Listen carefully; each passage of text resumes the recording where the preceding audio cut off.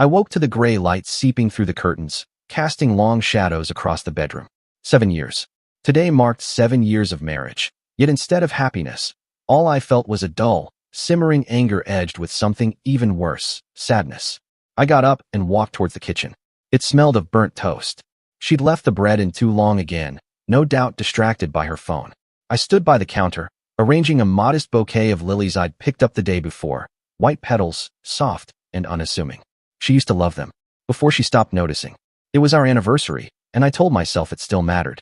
Donna breezed in, her heels clicking against the tile, blonde hair pulled into a bun that screamed efficiency. She barely glanced at me. "Morning," she muttered, eyes fixed on her phone, thumbs dancing over the screen. I caught a glimpse of a message, too quick to read, but enough to make my jaw tighten. She'd been like this for months. Distant, clipped, always somewhere else. I set the lilies on the table, their faint scent drowned in the haze of her perfume. "Happy anniversary," I said, keeping my voice steady, testing the waters. She looked up, startled, like she'd forgotten. "Oh, right. Thanks." A pause, then a forced smile. "Busy day at the office. You know how it is." She grabbed her bag and turned for the door. "Don't wait up. Might be late." I nodded, my hands curling around the edge of the counter. "Work keeping you busy?" "Always," she said, already halfway out. "See you later, Samuel." The door clicked shut, and silence swallowed me.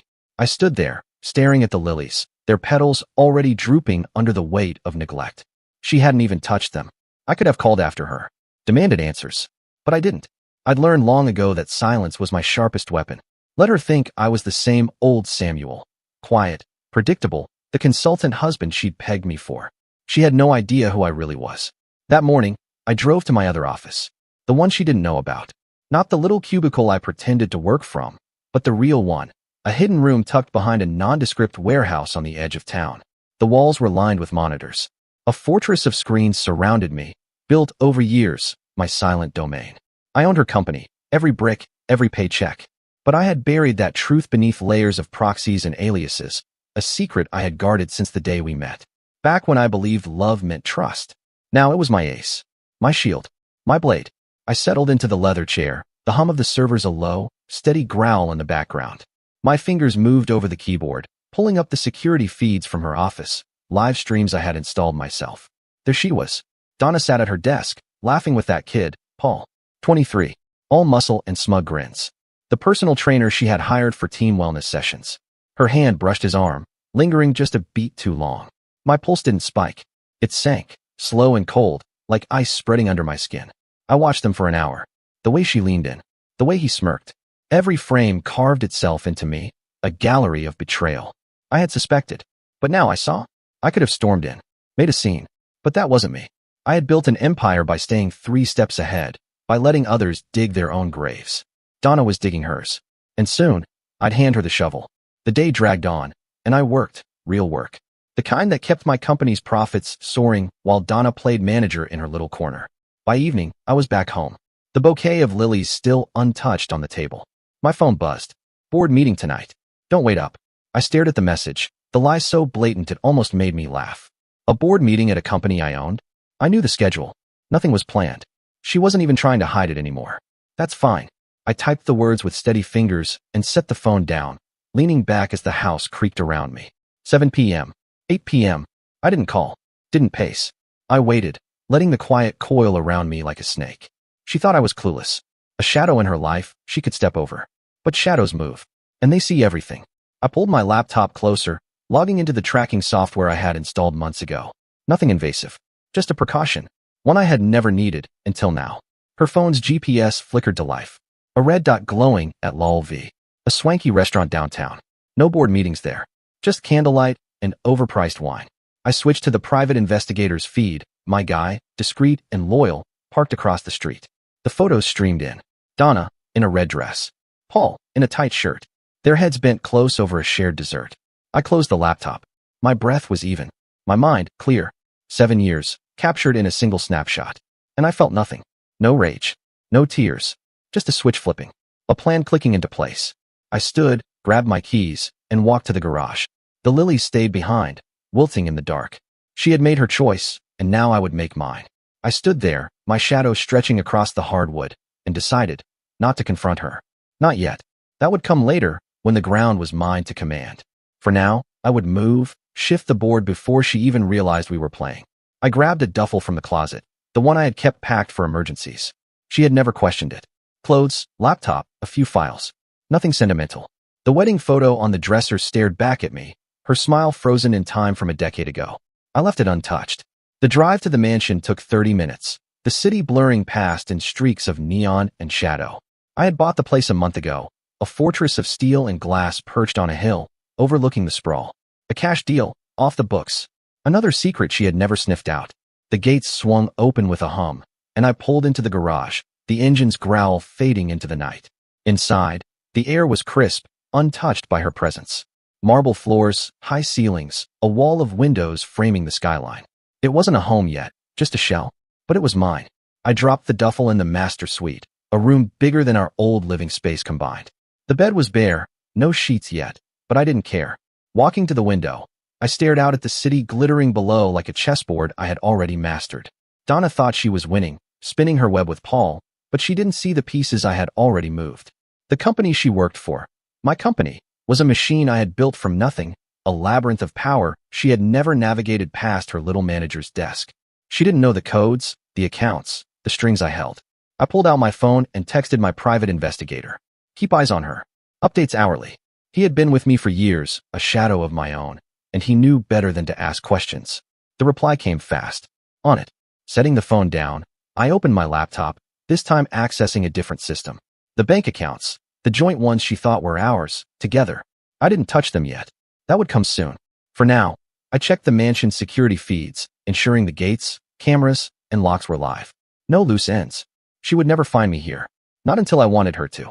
The clock hit 11 o'clock, and the next update from my investigator pinged. Still at restaurant. Moved to bar. I pictured it. Her fingers on his sleeve, his breath on her neck, and felt a flicker. Not of pain. Of clarity. This wasn't love dying. It was a contract breaking, one she had signed in secret with someone else. I had given her 7 years, a house, a life she had taken for granted. And she had traded it for a kid who would ditch her the second the bills piled up. Walking downstairs, my steps echoed in the empty space.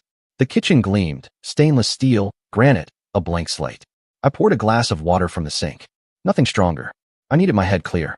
Standing there, I traced the plan in my mind. Cut her off. Expose her. Leave her with nothing but the wreckage she built. This wasn't revenge. Not yet. This was justice, cold and precise. The kind I had honed while running a company she didn't even know was mine. I finished my water and set the glass down, the clink loud in the silence. Outside, the city pulsed, oblivious to the shift in my world. Climbing the stairs back to the bedroom, I glanced at the duffel on the floor, still zipped. I didn't unpack. I didn't settle. This wasn't about comfort. It was about control. Standing at the window again, hands in my pockets, I looked over the skyline, a map of everything I had earned and everything she had lost. Somewhere out there, Donna was laughing with Paul, thinking she had won. She didn't know I had already left, that the game had changed. She'd find out soon enough. I woke before dawn, the bare mattress creaking as I sat up. The city lights still flickered through the window, a restless pulse that matched the one in my chest. I had slept in my clothes, the duffel untouched beside me, but rest wasn't the point. The night before, I had crossed a line. Now, it was time to draw the next one. While Donna tangled herself further in her lie, I was ready to pull the threads apart. In the kitchen, I brewed coffee, the hiss of the machine filling the empty space. My phone sat on the counter, silent since my private investigator's last update. Donna and Paul stumbling out of La Belle past midnight, her arm looped through his. I didn't need more photos. Her betrayal was etched into me now, a map I would follow to her undoing. I sipped my coffee, black and bitter, and opened my laptop. The joint accounts glowed on the screen, a shared life I had funded while she played her game. With a few clicks, I locked her out. Access revoked. Cards frozen. She'd feel it soon. As the clock ticked toward 8, I drove to my warehouse, my hidden office, my bunker of control. The monitors hummed as I logged in, pulling up the real-time feed from our old house. Donna's car wasn't in the driveway. She had stayed out, probably at Paul's, thinking I'd be waiting like always. I smirked, a rare crack in my composure, and dialed my realtor. Put the house on the market, I said, my voice flat. Today, cash offers only. She didn't ask why, just confirmed the listing and hung up. Another thread snapped. By 10, the private investigator texted. She's heading home. I leaned back, watching the feed as her sedan rolled up. She stepped out, hair messy, lipstick faded. The red dress was gone, swapped for yoga pants and a hoodie. Fumbling with her keys, she had no idea the storm I had already unleashed. The door swung open. She froze, her head tilting as she took in the silence. I had left nothing but the furniture, the lies wilting on the table like a ghost of yesterday. Her bag dropped to the floor, her mouth moving in words I couldn't hear. Then, she grabbed her phone. Seconds later, my cell rang. Her name flashed on the screen. I let it buzz once, twice. Then I answered. "Samuel, where the hell are you?" She shouted, her voice shrill, cracking at the edges. "You can't just disappear. What's wrong with you?" I stayed quiet for a beat, letting her squirm. Then I said, "Check your messages." I hung up and sent the photos. Donna and Paul at the restaurant. Spoon to spoon. Her smile a dagger. The caption was simple. "Enjoy your new life." On the screen, I watched her stare at her phone, her face draining of color. She sank onto the couch, her hands trembling. The phone rang again. I ignored it. Instead, I watched as she dialed her credit card company, panic rising in her voice. "What do you mean declined? Try it again." She paced, tugging at her hair, the hoodie slipping off one shoulder. Then the doorbell rang, sharp, insistent knocks. The realtor had arrived. Donna, bewildered, answered the door. I turned up the audio. "The house is for sale," the realtor stated, handing Donna a flyer. "Owner's orders. You've got until tomorrow to clear out." Her jaw dropped, eyes darting around like a trapped animal. "This is my house." "He can't." She stopped mid-sentence, the pieces clicking into place, though not enough to see me yet. She stormed outside, yelling at the realtor, her rage peaking just as the for sale sign was stabbed into the lawn. I leaned closer to the screen, my coffee cooling in my hand. She had built her castle on sand, and I was the tide. Her next call was to Paul. I had tapped his number weeks ago, just in case. "Maybe I need you," she pleaded, her voice thick with desperation. "Samuel's lost it. He's selling the house. My cards aren't working." His reply was muffled, but the tone was unmistakable, bored, dismissive. "Figure it out, Donna. I've got a client." The line went dead. She stared at the phone, shoulders slumping. I didn't smile, didn't gloat, just watched as her world crumbled, brick by brick. By noon, she was back inside, packing a suitcase with frantic hands. Clothes, jewelry, anything she could carry. But the panic in her eyes said it all. She had nowhere to go. The private investigator texted. "She's crying in the car. Keeps calling you." I didn't answer. Let her drown in it. I had given her 7 years of stability, a life she had spat on. Now, she would taste the cost. Closing the laptop, I stood and stretched, rolling the stiffness from my neck. The warehouse was quiet, the monitors dark. But the plan was alive, humming in my veins. She had lost the house, the money, the lover who never cared. Tomorrow, I would take the last piece, her job, her pride. And she would finally see the shadow I had cast all along. I grabbed my keys and headed for the mansion, the city blurring past. Donna thought she had played me, but the game was mine, and I was just getting started. That morning, I stood in front of the mirror, adjusting the knot of my tie. Charcoal silk, sharp as a blade. The mansion's master suite gleamed around me, its stark lines a far cry from the cluttered suburban cage I had left behind. I had slept better than expected. A bare mattress was still a throne compared to the bed I had once shared with Donna. But today wasn't about rest. It was about execution. She had lost the house, the money, the illusion of Paul. Now, I would take her last foothold, and she would see me for the first time. I drove to the company in my black sedan, the engine purring like a predator on the hunt. The building loomed ahead, a sleek tower of glass and steel, designed from the ground up. Every floor a testament to the empire I had built in silence. Donna worked on the 9th. A mid-level manager in a corner office she thought she had earned. She had no idea I signed her paychecks, that I had watched her strut through my halls for years, blind to the strings I pulled. Ashley met me in the lobby, her heels clicking with purpose. My secretary, 5 years at my side, dark hair pinned back like a hawk's gaze. She carried a tablet and a cardboard box. Ashley's lips pressed into a line that wasn't quite a smile. "Everything's set," she said, handing me the day's schedule. "She's in a meeting with the sales team." Unaware. "Good," I replied, my voice low, steady. Ashley didn't flinch at the edge in it. She never did. She had seen me build this place, knew the weight of my secrets. I trusted her with them. And today, she would stand witness to the unmasking. We stepped into the elevator, the hum of the ascent a quiet drum roll. When the door slid open on the 9th floor, I stepped out, Ashley at my flank. The office buzzed with life, phones ringing, keyboards clacking, the hum of a machine I had oiled with my own hands. Heads turned as I passed, a ripple of curiosity spreading through staff who had never seen me here before. I wasn't the consultant Donna had painted me as. I was the shadow they had felt but never named. At the end of the hall, the meeting room stood framed by glass walls. Inside, a dozen suits sat around a table, listening as Donna stood at the head, mid-sentence, a whiteboard marker in her hand. She wore a navy blazer, her hair still mussed from yesterday's chaos, but her chin was high, clinging to control. She didn't see me until I pushed the door open. The hinges whispered, "Samuel?" Her voice cracked, the marker slipping from her grip. The room went still. A breath sat between us. "What are you doing here?" she demanded. I didn't answer. Not yet. I walked to the center, my steps deliberate, the air thickening with every one. Ashley set the box on the table, a gavel strike. Donna's gaze flicked to it, then back to me, confusion hardening into something sharper. "This is my office," she snapped. "You can't just." "I can." I cut her off, my voice calm, a blade wrapped in velvet. "Because it's mine." She blinked, her mouth parting, but no sound came.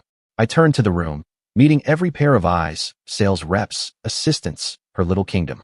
For those who don't know me, I'm Samuel Thompson. I own this company. Every desk, every deal, every dime. I've owned it since before most of you were hired. A murmur rippled through them, shock tightening their faces. I let it settle, then looked back at Donna. "Including you." "That's impossible," she stammered. "I'd know if." "You didn't," I said, stepping closer. "You never asked. Never looked past the story I fed you. The consultant husband. The quiet fool. But I built this, Donna, while you played your games." She shook her head, a desperate laugh bubbling up. "You're lying. This is some sick stunt." "Ask Ashley," I said, nodding toward my secretary. Without hesitation, Ashley tapped her tablet, projecting a document onto the wall.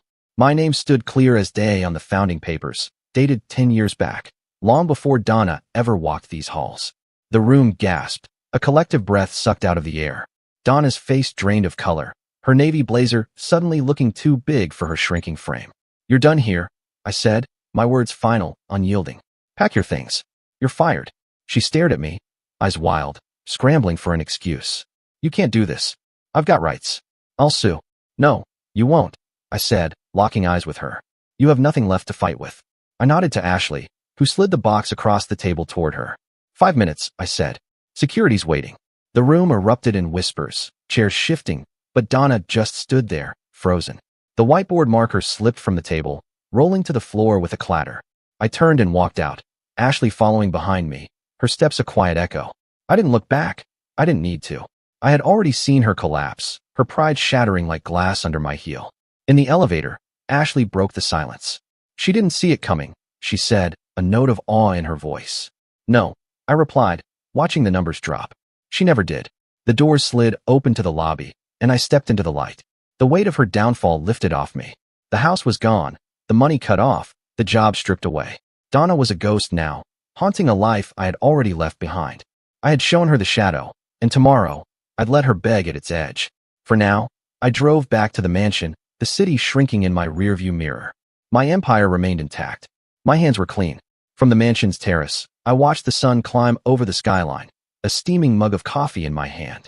The air was crisp, sharp with the promise of fall. Below me, the city glittered like a prize I had already claimed.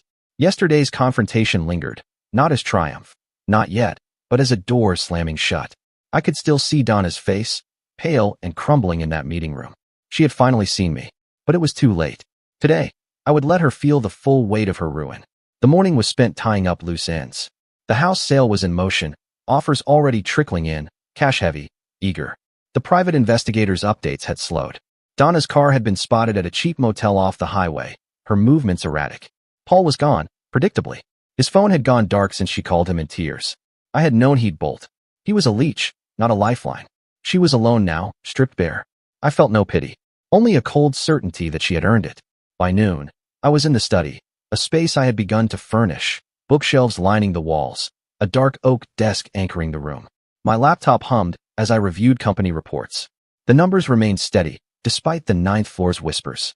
Ashley had texted earlier. "No one's sad she's gone." I smiled at that, a rare curve of my lips. Ashley's quiet efficiency, her unwavering loyalty, had carried me through yesterday's storm. She had earned more than a paycheck. She had earned my trust. Mid-afternoon, the security system chimed, a sharp ping that pulled me from my work. I pulled up the feed. Donna's sedan idled at the gates, her figure slumped behind the wheel. She had found me, tracked down the mansion. Not that I had hidden it from her. Let her come, I thought. Let her see what she lost. I watched as she climbed out of the car, her hoodie stained, her hair a tangled mess. She pressed the intercom, her voice crackling through the speaker. "Samuel, please. I know you're in there." I didn't answer. I leaned back, my coffee cooling in my grip, and let her stew. She pressed the button again, her tone fraying. "I just want to talk. Please, I'm begging you." Begging. There it was. The word I had been waiting for. Raw. Ragged. I switched to the exterior camera, watching her face fill the screen. Red-rimmed eyes. Hollow cheeks. A shadow of the woman who had laughed with Paul. She pounded the gate, a weak thud against steel. I felt nothing. Only the echo of her choices. The doorbell rang downstairs. Ashley. Right on time. I had asked Ashley to come by to go over some contracts, but her timing was perfect. As I buzzed her in, the gates parted for her sleek coupe. Donna flinched as Ashley drove past, her head whipping between us. I met Ashley at the door, her coat draped over one arm and a stack of papers in the other. She glanced back toward the gate. "She looks rough," she said. "Let her stay," I replied, leading her inside. "She'll tire herself out." We settled in the kitchen, the island between us, papers spread out like a battlefield. Ashley's voice was crisp as she went over sales projections and staff updates, but her presence softened the edges of the room. Her dark eyes caught mine now and then, steady and familiar. She had been there from the beginning, a quiet force behind the company I had built in secret, a confidant when Donna's distance had grown. I had never noticed how her laugh, rare but real, eased the knots in my chest. Until now. Outside, Claire's voice broke through again, louder, more desperate. "Samuel, I'll do anything. I'm sorry. Just let me in." I stood and crossed to the window. She was at the gate, gripping the bars, her hoodie slipping to reveal a thin frame. The private investigator had mentioned she wasn't eating much, wasn't sleeping. I opened the security app on my phone and muted the intercom, her pleas dissolving into silence. Ashley watched me, her pen pausing. "You're not going out there," she said. It wasn't a question. "No," I answered.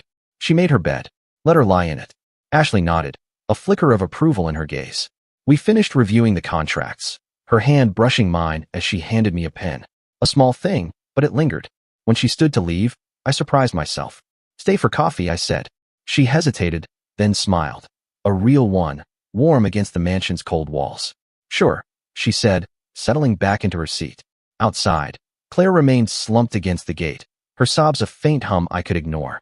I poured 2 mugs, the steam curling between us. We talked, not about work, but about the city, the future, the little things I had buried under Donna's shadow. Ashley laughed again, soft and unguarded, and something shifted. A door opened where one had closed. I glanced at the security feed one last time. Donna was still there, head bowed, defeated. I shut it off, the screen going black. She would beg until her voice gave out, but I was done listening. Ashley's presence filled the space Donna had left, and for the first time in years, I didn't feel alone. I woke to the sound of rain tapping against the mansion's windows, a soft rhythm that washed away the echoes of Claire's pleas. She had lingered at the gate until exhaustion took her, her silhouette fading into the dark as Ashley and I sat over coffee. I hadn't checked the security feed since. I didn't need to. She was gone, a ghost I had exorcised, and the silence she left behind was mine to fill. Today, I closed the book on her for good and stepped into something new. As I dressed in a crisp shirt and slacks, I caught my reflection in the mirror. The man staring back at me looked different. Unburdened. Ice clear. The company waited, its pulse steady under my hand, but its fate was mine to decide. I had built it from the shadows, a fortress to prove I could, but it wasn't my future anymore. I wanted something cleaner, something real. Ashley had stayed late last night, her laughter still lingering in the kitchen, and I knew she would be part of what came next. She arrived mid-morning, her sleek coupe pulling through the gates just as the rain began to ease. I met her at the door, her umbrella dripping onto the marble floor.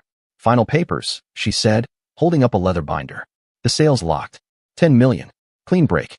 I had sold the company to a competitor, a deal brokered in secret over weeks. It was done, the last tether to Donna's world severed. Ashley's efficiency had made it seamless, her signature on every dotted line a mark of trust one had come to rely on. We spread the documents across the dining table, a massive slab of walnut that dwarfed the room. She walked me through the details, funds transferred, staff retained, my name erased from the records. "You're free," she said, her voice light, almost teasing. I looked at her then, really looked. Her dark hair was loose for once, framing a face that held no judgment, only understanding. She had watched me dismantle Donna's life without blinking, and still, she stayed. "Feels like a start," I said, leaning back. "What's next?" She tilted her head, a spark in her eyes. "Whatever you want, Samuel. You've got the cash, the time. Build something new, or don't. Just don't disappear on me. Her smile was small, but it hit like sunlight through the clouds. I hadn't planned this. Us. But it was there, growing in the space Donna had vacated. Let's get out of here, I said, standing. Lunch somewhere loud. No more quiet. Ashley laughed, a sound I wanted to hear again, and grabbed her coat. We took my sedan, the city unfolding around us as the rain streaked the windshield. I drove to a bistro downtown, a place filled with clattering plates and voices thick with life. We sat by the window, steam rising from our plates, hers, pasta, mine, steak, and talked over the noise. Not about the past, not about Donna, but about the present. Her love of jazz, my knack for fixing old cars, the kind of things we had never had time for before. Her hand brushed mine across the table, deliberate this time. I didn't pull back. You're different today, she said, pausing with her fork. Lighter. I am, I replied, meeting her gaze. You stuck around. That matters. She didn't blush, didn't look away, just nodded, like she had known all along. We finished the meal, the rain slowing to a drizzle outside. I paid the bill with a card tied to my new life, one Donna would never touch.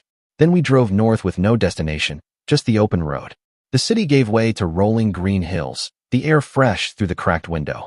Ashley turned on the radio, a low wail of saxophone filling the car, and I felt the last knot in me unravel. She hummed along, her voice soft, and I glanced at her. Partner, ally, something more. 7 years with Donna had been a cage. This was freedom, and I wouldn't let it slip. I didn't see Donna until we looped back toward the mansion hours later. Her sedan was parked crooked on the shoulder, 100 yards from the gates. She stood beside her car, soaked and shivering, her hoodie plastered to her frame. I slowed as we approached, feeling Ashley tense beside me. She's still here, she murmured. Let her be, I said, my voice firm. Donna's head lifted as we passed, her hollow, pleading eyes locking onto mine. The woman I had married was gone. Only a ghost remained. She stumbled forward, arms outstretched, her mouth moving in words the wind carried away.